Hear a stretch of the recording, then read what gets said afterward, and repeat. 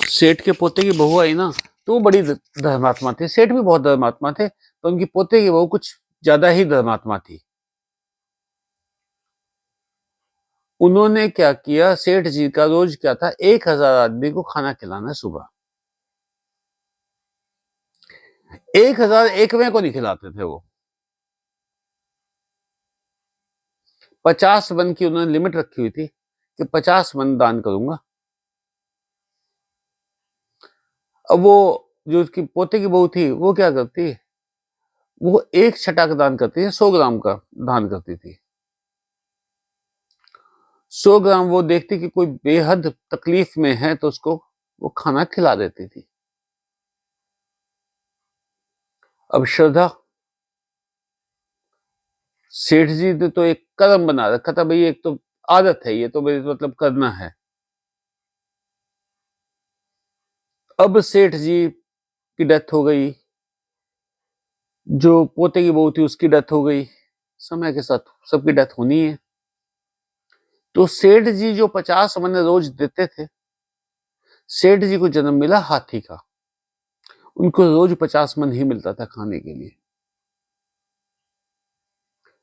जो वो सेठ जी के पोते की बहू थी, उसको राजकुमारी का जन्म मिला। वो एक दिन में 100 ग्राम ही खाना उसने। तो एक दिन वो जुलूस निकालना था, राजा ने, राजकुमारी का स्वयंवर था, तो जुलूस निकालना था। तो वो हाथी देखा, सबसे मेजेस्टिक, सबसे बड़ा, सबसे विशाल, सबसे शानदार हाथी कौन सा है, उसको लाए। तो वो सेठ जी, तो सेठ जी को कि वो जब वो बिठाने लगे, तो सेठ जी की जो चेतना थी वो जागृत थी। वो पहचान गई, तो मेरे पोते की बहू है, ये मेरे ऊपर बैठेगी। वो विचर गए कि मैं बैठने देने। तो राजा ने कहा, ये तो बड़ा शांत हाथी था, इसको क्या हुआ आज। तो जो राजा के वो राजगुरु थे, उन्होंने बताया कि जी तो ऐसे ऐसे बात है। इसकी श्रद्धा, चाहे इसका दान छोटा था, पर इसको राजकुमारी का जन्म मिल गया। ये भी आपके महलों में रहती है, हाथी भी आपकी हाथीशाला में रहता है, दोनों आपकी छत्र छाया में हैं, पर लेवल देखो। तो जो कर्म की है ना, कर्म के साथ आपकी जो भावना जुड़ी हुई है, वो भावना आपकी सबसे ज्यादा असरदार वो है।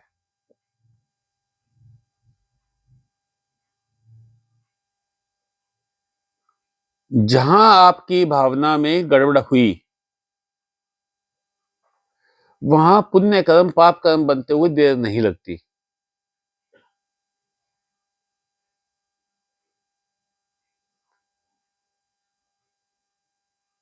जहां आपने स्वीकार करना शुरू कर लिया, जहां आपने स्वीकार करना शुरू कर लिया, वहां समझ जाना कि आपके अंदर अध्यात्म जागृत हो गया है।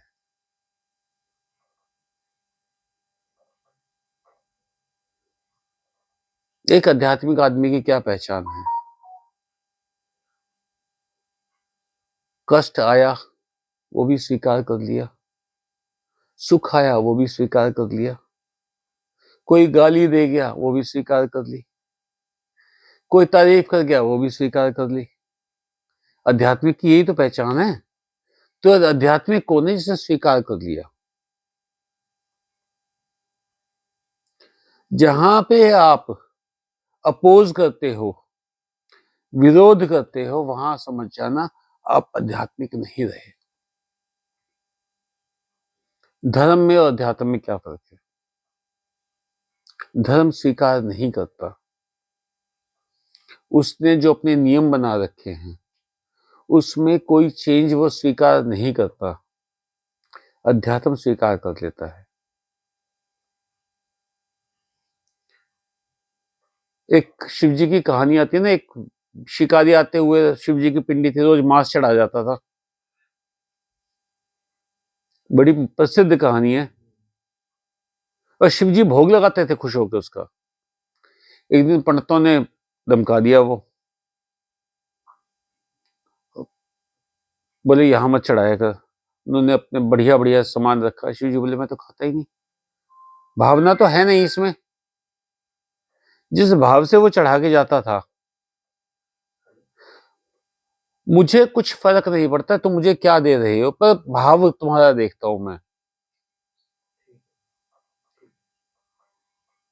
तो जो भावना है आपकी, वो बहुत इंपॉर्टेंट है। अब अगली बात करते हैं। 3 चीजें होती हैं, तंत्र, मंत्र, यंत्र। तंत्र में कोई वस्तु ली जाती है, उसको देव मूर्ति मान के, प्रभु विग्रह मान के पूजा की जाती है, और उससे अपनी इच्छाओं की पूर्ति की जाती है। मंत्र में एक शब्दों की लड़ी होती है, जिसका आप बार बार जप करते हैं और उससे अपनी इच्छाओं की पूर्ति करना चाहते हैं, चाहे इच्छा मोक्ष की भी क्यों ना हो। तीसरा होता है यंत्र। यंत्र एक ज्योमेट्रिकल डिजाइन होता है, कुछ त्रिकोण, कुछ सर्कल, कुछ ये वर्ग और कई आयत और वो सब मिला के वो बना हुआ होता है यंत्र। यंत्र को देवमूर्ति मान के पूजा की जाती है।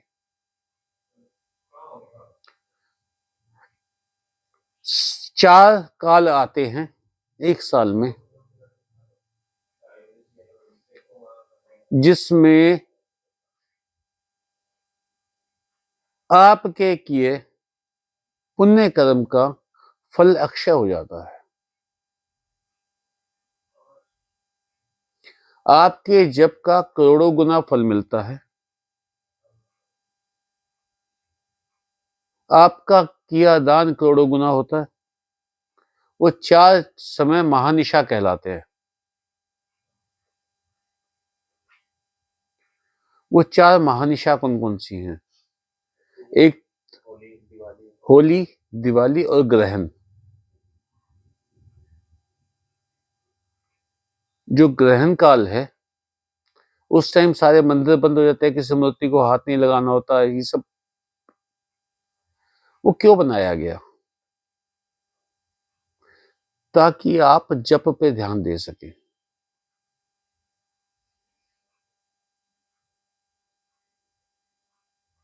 मूर्तियों का इतिहास सुनिए। 2 ग्रहण हो गए ना बेटा, एक सूर्य ग्रहण, एक चंद्र ग्रहण। एक साल में 4 ग्रहण होते हैं, होते ही होते हैं।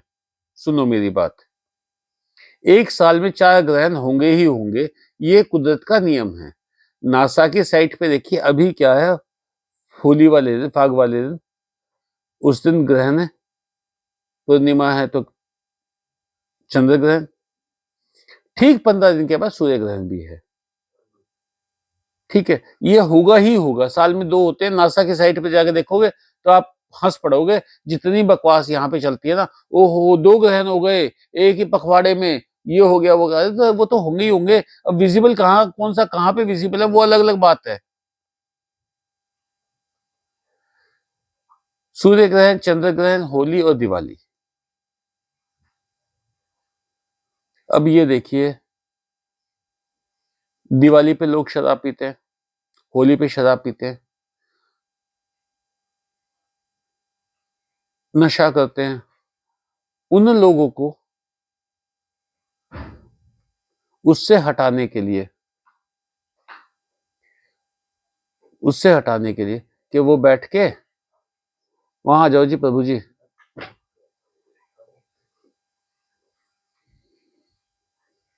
उससे हटाने के लिए इन्हें कहा गया कि आप जप में समय बिताइए।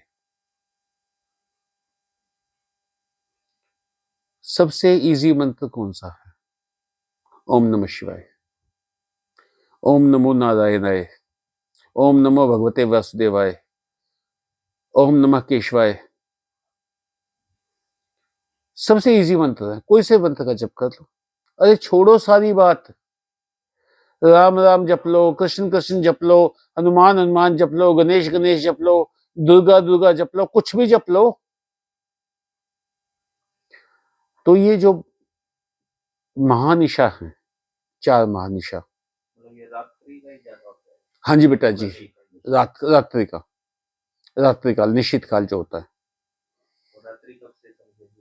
आप हाँ 8 बजे से, एक पहर बीतने के बाद, सूर्यास्त के एक पहर बीतने के बाद, और सूर्योदय से एक पहर पहले तक।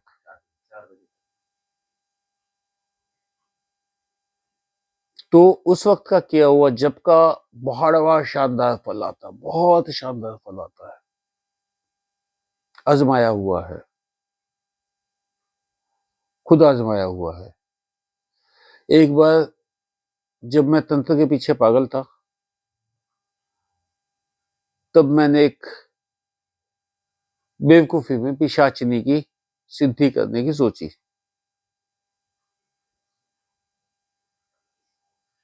तो आज प्रदीप जी नहीं है, वरना भी मंत्र लिखते, ओम हस्ती पिशाची लिखे स्वाहा, गणेश जी का मंत्र है, तांत्रिक मंत्र है। वो सिद्धि करने के लिए कोशिश की, बहुत महीने तक जपता रहा, बाय चांस ग्रहण लग गया।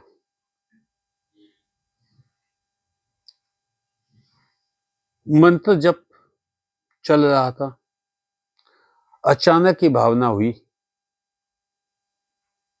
कि तू हैंडल नहीं कर पाएगा, ये तो आ जाएगी, तू हैंडल नहीं कर पाएगा। बस फिर क्या था, छोड़ के उठ लिए। हमारे एक मित्र होते हैं प्रशांत, दुनिया के सारे पंगे उसने कर रखे थे, सारे पंगे, तंत्र में, मंत्र में, यंत्र में, सब कर रखा था, पता नहीं उसने क्या क्या छेड़ रखा था।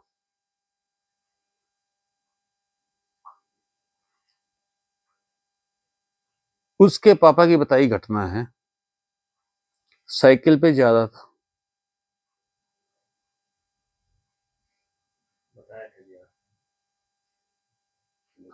हाँ खागड़ आया और गायब। चला गया और दिखा भी नहीं, अगले मोड़ के बाद दिखा भी नहीं, उनको मना किया था। हाँ जी, हमारे सामने नहीं आई बात, हमें जानकारी नहीं है। और फिर सुमित तो कहेंगे कि ना ये इसको अनूप को सब कुछ दे रखा है।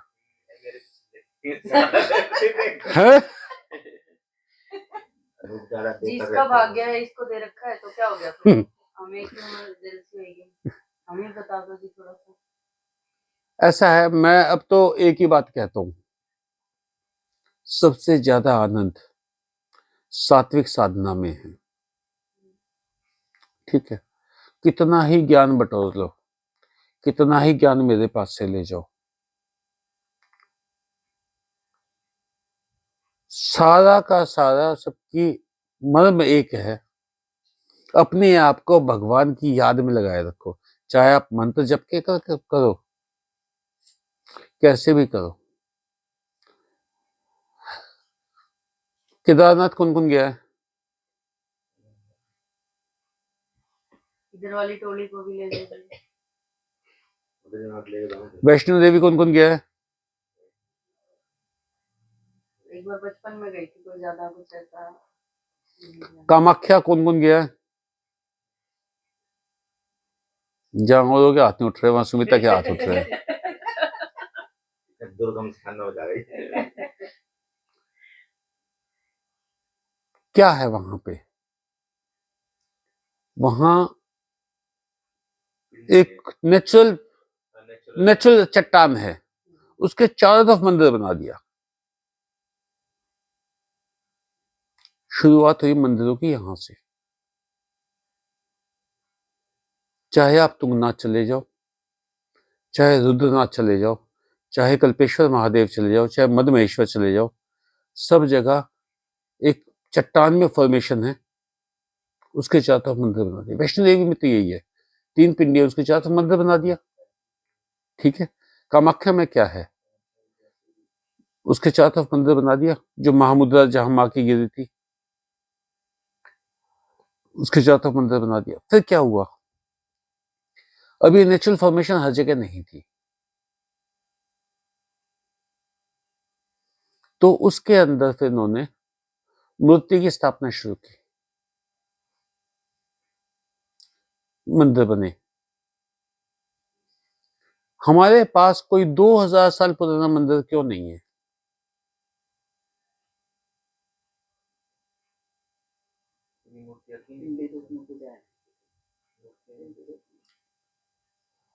सार्वजनिक पूजा स्थल थे ही नहीं, सब पर्सनल थे।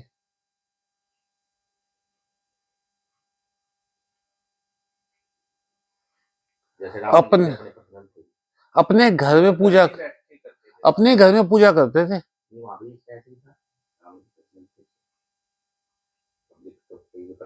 आप उसके अंदर 2 मंदिरों का जिक्र आता है रामायण में। एक तो जब सीता गौरी पूजन के लिए स्वयंवर से पहले गई वहां पे, और एक शाकुंभला देवी की पूजा करने के लिए मेघनाथ गया। 2 मंदिरों के अलावा कहीं मंदिर का जिक्र नहीं आता। भगवान कृष्ण की उसमें कहानी में कहीं आता ही नहीं, पूरे महाभारत में कोई भी मंदिर का जिक्र नहीं है।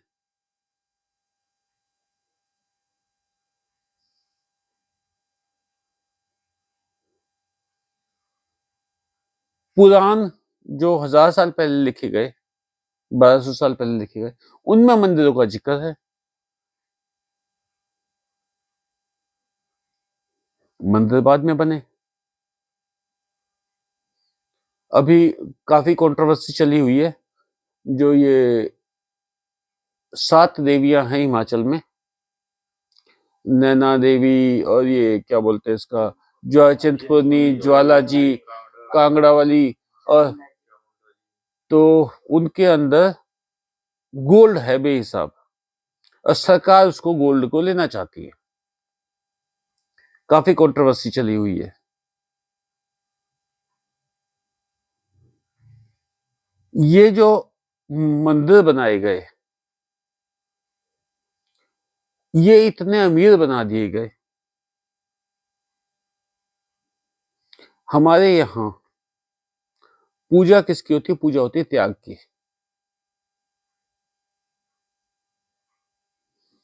जो त्यागी, जिसने त्याग दिया, उससे हमारी एक्सपेक्टेशन बहुत ज्यादा है।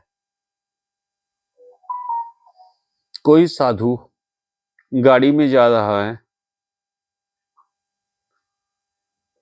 तो हम लोगों को वो चुभता है।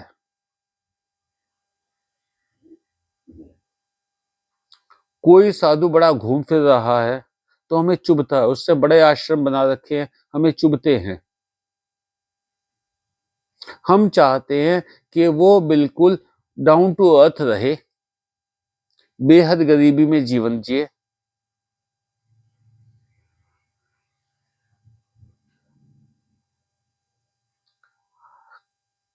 हम लोग त्याग को मानते हैं। भरत जी को क्यों इतना वो पूजा जाता है? क्योंकि उन्होंने त्याग दिया।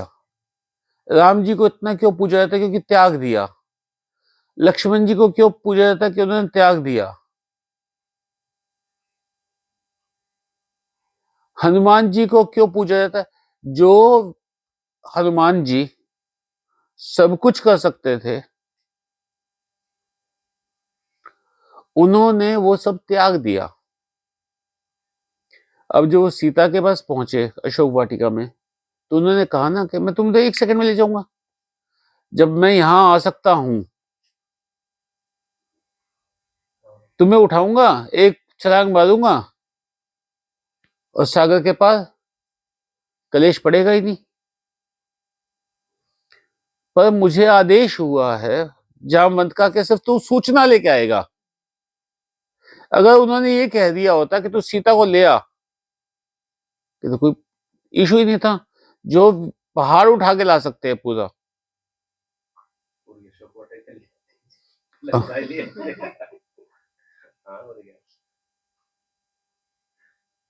तो उनके लिए हनुमान जी को त्यागी मां, क्योंकि त्याग है तो इसलिए हनुमान जी की इतनी पूजा होती है। श्याम बाबा क्योंकि त्याग दिया, हम पूजा करते हैं उसकी जिसने त्याग दिया। भगवान कृष्ण के ऐश्वर्य या विलास की कहीं कोई कहानी आती है? आपने तो भाभी भागवत भी कई बार सुन रखी होगी,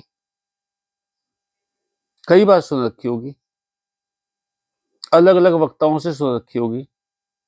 कहीं उनके ऐश्वर्य या विलास की कहानी आती है?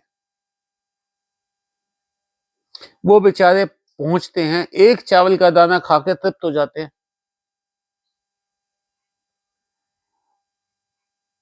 सिर्फ एक चावल का दाना खा के तृप्त हो गए। वो आए इस काम के लिए थे।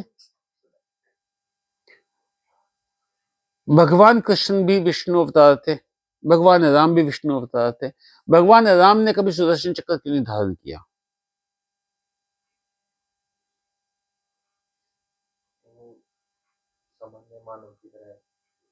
नहीं, भगवान कृष्ण भी सामान्य मानव की तरह है। सामान्य मानव नहीं होते, मेरी बात सुनो। हाँ, जहां भगवान राम चूक गए शिक्षा देने में, वहां भगवान कृष्ण आए कि अब मैं शिक्षा दूंगा।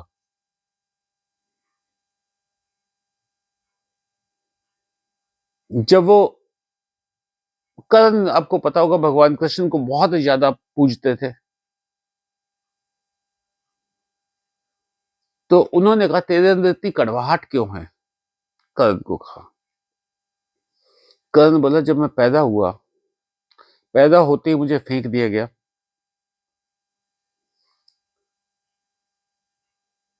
मेरे बाप बाप ने मुझे पाला, जो मेरे पालक माता पिता थे, उन्होंने मुझे पाला। मैं शस्त्र विद्या सीखना चाहता था। सीखने के लिए मैं परशुराम जी के पास गया। परशुराम जी ने कह दिया कि मैं तो सिखाऊंगा नहीं।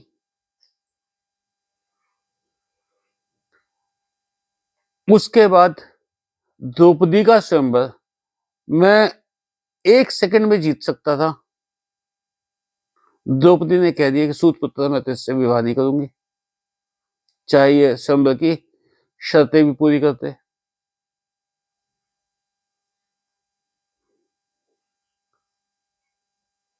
कर्ण की पत्नी, कर्नाज वाइफ किसने पढ़ी है?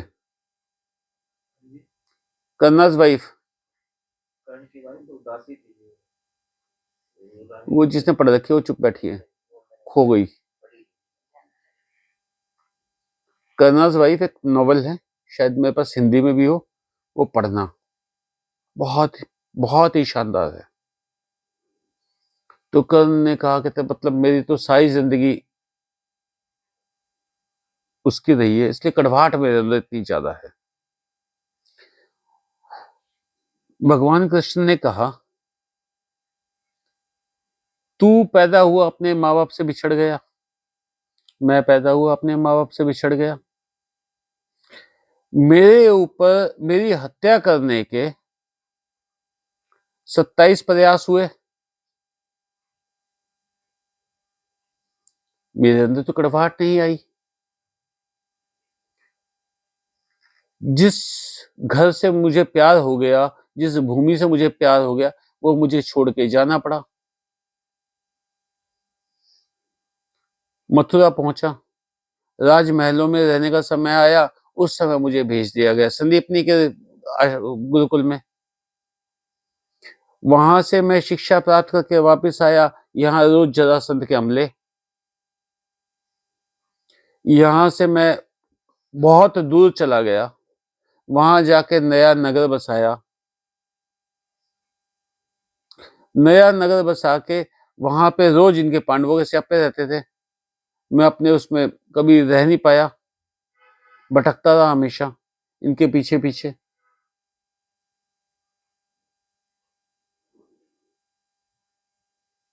मेरे अंदर तो कड़वाहट नहीं आई।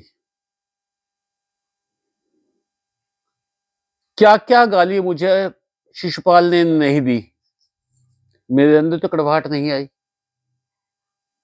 उसको सजा दे दी, उसके बाद कड़वाहट तो नहीं रह किसी और के लिए कि मतलब मुझे एक बंदा गालियां दे तो मैं अपनी कड़वाहट सब पे निकालता, फिर वो ऐसा तो नहीं है।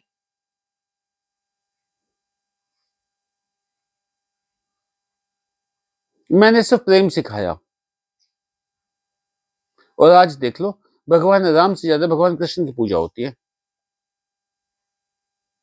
भगवान राम ने मर्यादा का स्टैंडर्ड बना दिया। भगवान कृष्ण का प्रेम करो। तुम भगवान से प्रेम करो, तुम इंसान से प्रेम करो, तुम सृष्टि से प्रेम करो, तुम प्रकृति से प्रेम करो।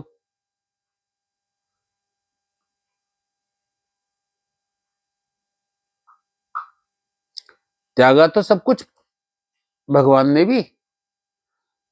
कृष्ण जी ने क्या किया, जब गांधारी उन्हें श्राप दे रहे थे, क्या उन्हें पता नहीं था कि ये श्राप देने वाली है? जब उन्हें पता था कि वो धृतराष्ट्र भीम को लेगा, कुचल के मार डालेगा, जब वो इतना एडवांस में सोच सकते थे, तो उनको ये नहीं पता था कि गांधारी मुझे श्राप देगी। जब गांधारी ने श्राप दिया कि तेरा वंश नाश हो जाए, तो भगवान कृष्ण ने क्या कहा था, तुम मेरी माता समान हो और माता के दूध जैसे मीठे इस श्राप को मैं सिर माथे लेता हूं।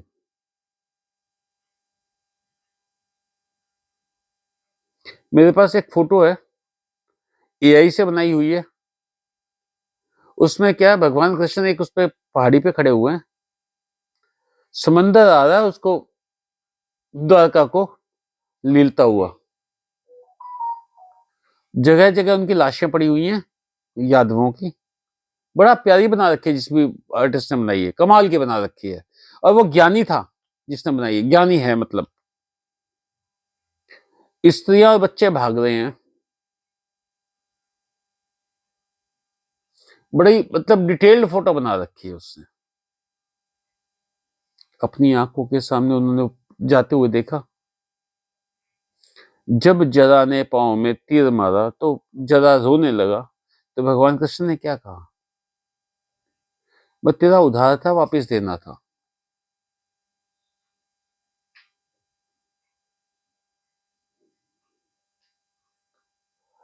सबको छोड़ते रहे।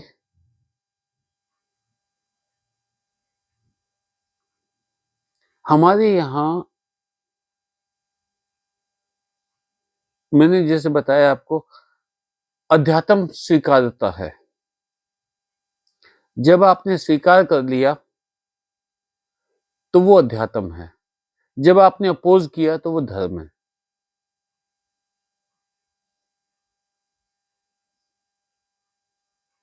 धर्म आपको जीने का रास्ता बता सकता है, भगवान को पाने का रास्ता नहीं बता सकता।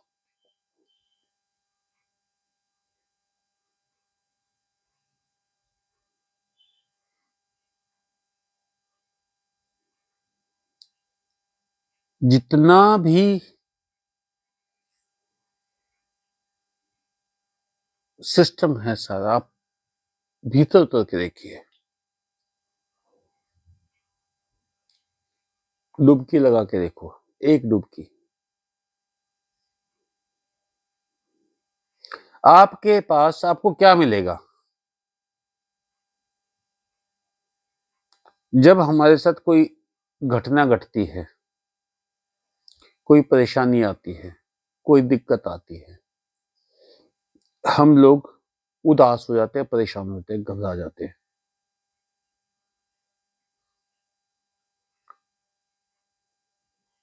मान लीजिए 106 बुखार है,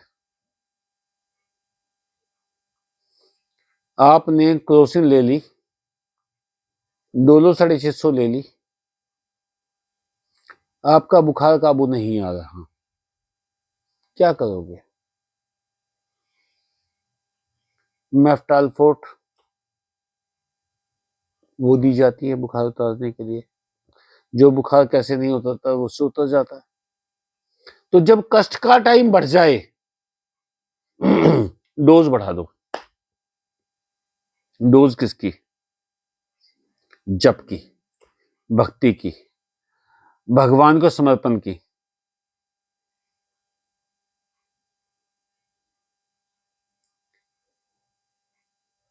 बेंगलोर में 1989 की बात है, हमारे कॉलेज के सामने एक कैफे खुला, छोटा सा क्यूट सा कैफे खुला, छोटी सी दुकान लेके उसने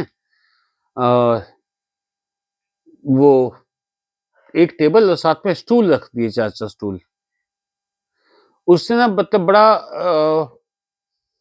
आज के हिसाब से बहुत खूबसूरत था, उस जमाने में तो मतलब अपने समय से बहुत आगे था। तो वहां footprints in the sand poster लगा रखा था उससे, उसने कई पोस्टर लगा रखे थे, तो उसमें एक फुटप्रिंट्स इन द सैंड, रेत में पांव के निशान, तो उसके साथ में कहानी लिखी हुई थी कि एक व्यक्ति अपना जीवन पीछे मुड़ के देखने लगा, तो जहां जहां सख्त समय थे तो वहां वहां तो एक जोड़ी पांव के निशान थे, और जहां सुख का समय था तो 2 जोड़ी पांव के निशान थे। उसने कहा भगवान को, कहते तुम छोड़ गए जिस वक्त कष्ट का समय था। भगवान बोले नहीं, देखो पांव के निशान मेरे हैं, मैं उस वक्त तुझे गोद में उठा लिया था। वो कथा आती है कि वो संत बीमार हो गए, अंतिम समय था, वो शौच उसमें ही करने लगे, भगवान ने आके उसका खुद शौच साफ किया उसका। भगवान कहते मैं कष्ट काट नहीं सकता तुम्हारे, पर तुम्हें हिम्मत देता हूं। हिम्मत कब देंगे? जब आप भगवान को मानते होंगे।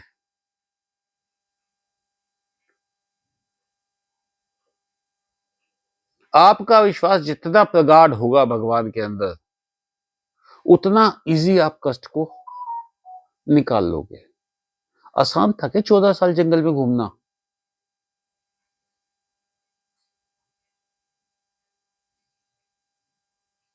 आसान था क्या एक 7 महीने के बच्चे को अपने दूध पे जहर लगा के दूध पिलाने आ गई? आसान था क्या बकासुर का? आसान था कालिया नाग से लड़ना?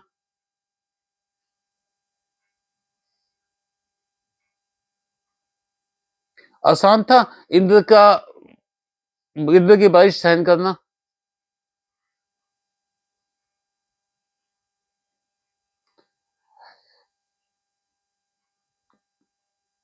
एक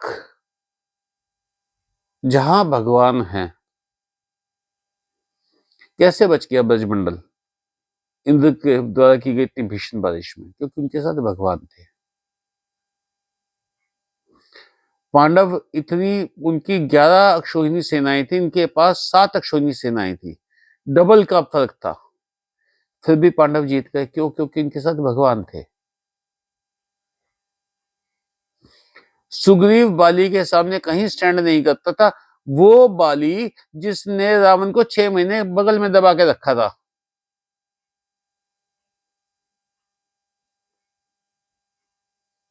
क्योंकि भगवान साथ थे।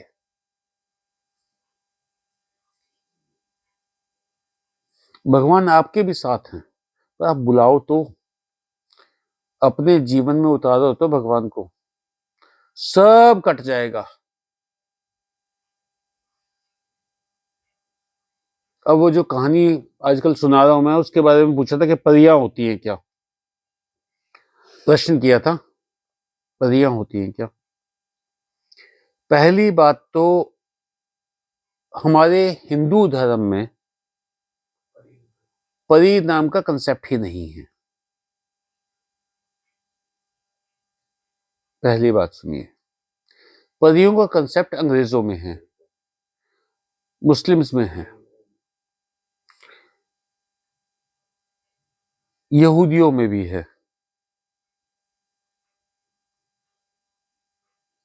हमारे यहाँ गंधर्व हैं, किन्नर हैं, नाग हैं, यक्ष हैं।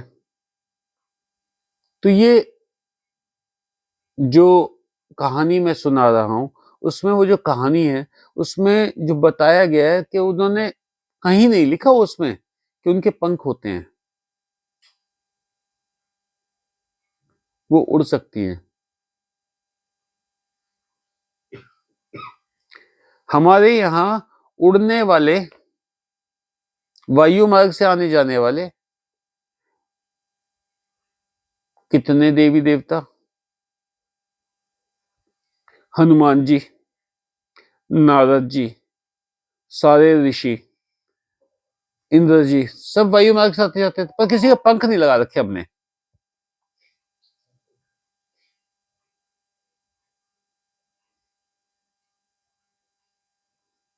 उसमें ये जो पंखों वाली परी, तो इसका मतलब कोई कंसेप्ट है नहीं। तो अब वो जो है वो कुछ दिव्य आत्माएं हैं। आज संदीप भैया से पूछा था मैंने कि मतलब आश्री की वो का, तो उन्होंने आज जवाब दिया कि जो लड़कियां कम उम्र में मर जाती हैं तो वो आश्री बन जाती हैं। और उन्होंने जो उनका मित्र है उन्होंने उसने बताया वहां पे, और वो ऐसा माना जाता है। और इस एरिया में कोई कितनी भी पागल औरत हो, कितना ही उन्माद चढ़ा हो, इस एरिया में आती शांत हो जाती बिल्कुल।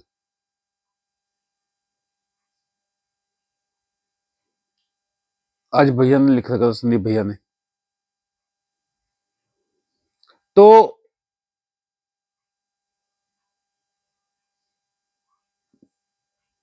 मेरे पास एक वीडियो भेजा किसी ने, क्योंकि कबाड़ी की दुकान में तो कबाड़ी मिलेगा, काम की चीज तो मिलेगी नहीं। मेरे पास जो मैं वीडियो आएंगे वो ऐसे ही आएंगे। तो उसमें आया था उत्तराखंड की 10 सबसे रहस्यमयी स्थान। उसमें परी टिब्बा भी था, उसमें खैट पर्वत भी था, उसमें सेवोय होटल भी था, उसमें ये चूने की खान है इसमें मसूरी के पास, वो भी थी। तो उसमें वो सारी की सारी कहानियां, वो उन्होंने 10 स्थान बताए थे जहां पे, तो खैट पर्वत वाले इसके ऊपर परियों का निवास माना जाता है।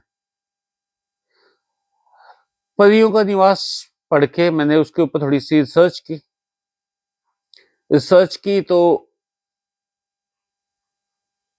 कुछ चीजें पता लगी। फिर इतने में मुझे एक बंदा याद आया जो उत्तराखंड का है, गढ़वाल इलाके का है। उसको मैसेज किया, भाई ये परियों का क्या किस्सा है, क्या कहानी है। तो फिर उसने जीतू बगड़वाल की कहानी सुनाई मुझे। वो कहानी मुझे बड़ी पसंद आई। जब वो कहानी पढ़ रहा था तो उसने कहा कि अपने सत्यपंथ में भी है। अपने सत्यपंथी एक साधक वहां पहुंच गए थे, खैट पर्वत। तो बहुत बढ़िया भाई, मैं उनकी कहानी और निकालो। तो फिर उसके बाद सोर्स निकाला, वो कहानी निकाली। कहानी मेरे पास उन्होंने भेजी है, काफी विशाल रूप में है, 60 लाइन होगी मुश्किल से। अब बाकी तो मुझे खोजनी पड़ेगी।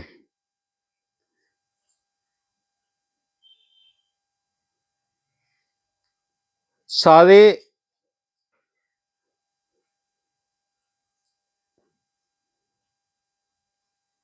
जीतू की कहानी जो अब तक आपने पढ़ी है, उन्होंने एक वीडियो भेजा था, क्या नाम है अपने प्रदीप जी ने, गाना गीत भेजा था, वो गीत सुनो। नहीं, नीचे उसका इंग्लिश में आ रहा है, सब टाइटल्स आ रहे हैं उसके इंग्लिश में। उसकी माँ ने मना किया कि बेटा इतना सज के मत जा, रास्ते में बंसरी मत बजाइयो। जहां आपने वो बताया था मैंने, जब आपको चेतावनी मिलती है ना कोई, तो समझ लेना भगवान बोल रहे हैं। आप जब भी इसका उल्लंघन करते हो, आप मारे जाते ही हो। हमने कौसानी जाने का प्रोग्राम बनाया, कैंची धाम भी जाना था, नैनीताल भी जाना था, रानी खेत भी जाना था। चारों तो हम, मंजू की छोटे वाली बहन, उसके हस्बैंड, उसकी छोटे वाली बिटिया, बड़ी बिटिया तो मैसूर में एमबीबीएस कर रही है, मंजू से बड़े वाली बहन और उसके दोनों बच्चे। साडू की तो डेथ हो गई, बड़ी बिटिया की शादी कर रखी है। हम सब ने जाना। सुबह 3 बजे हमने वो बुलाई, टेम्पो ट्रेवलर। 3 के 5 हो गए, नहीं आया। फोन करे, फोन उठाए ना। 7 बज गए। 7 बजे उसने फोन उठाया। ड्राइवर ने कहा मैं तो 11 बजे तक पहुंचूंगा दोपहर में। अब मुझे पता नहीं था उसने बदमाशी कर रखी है।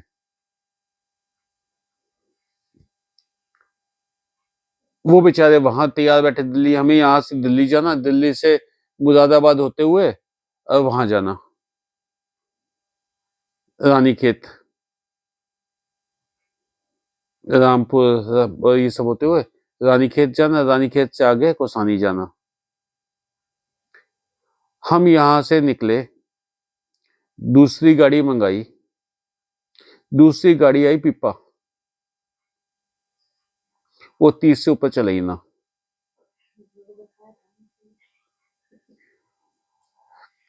बिटिया ने कहा मुझे, पापा आज ना सारे उल्टे वो रखे, हम नहीं चलते।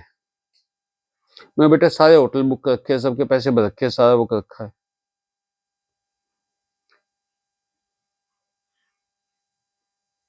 हमारी जिंदगी का सबसे वर्स्ट टूर रहा है वो। पनौती बोलते हैं ना, पनौती।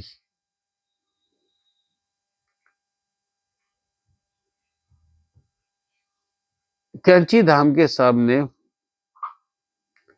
जो 15 किलोमीटर का इलाका था, 20 किलोमीटर का इलाका था, हमने 4 घंटे में पार किया है। भयानक जाम। तो वहां जब वो खड़े थे ना, वो सामने से ना, जो उनका मंदिर है कैंची धाम का, उसमें जिस कमरे में उनकी मूर्ति लगी हुई है नीम करोली बाबा की, वो साफ दिख रही थी गाड़ी में से। मैंने इनको कहा मैं कि इधर आके देख लो, तो गाड़ी में सब लोगों ने वहीं से खड़े होकर दर्शन कर लिए।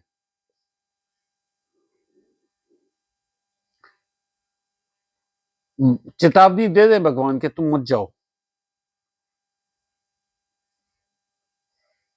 सारी चेतावनी इग्नोर की।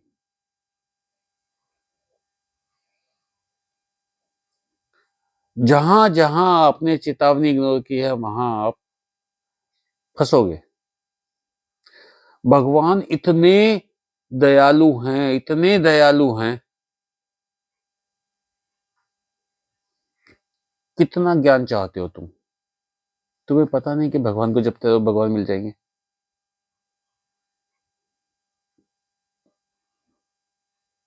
आत्मा के रहस्य जानना है, किस लिए, क्या काम आएगा। कोई भी रहस्य जान के आपको क्या पता लगेगा?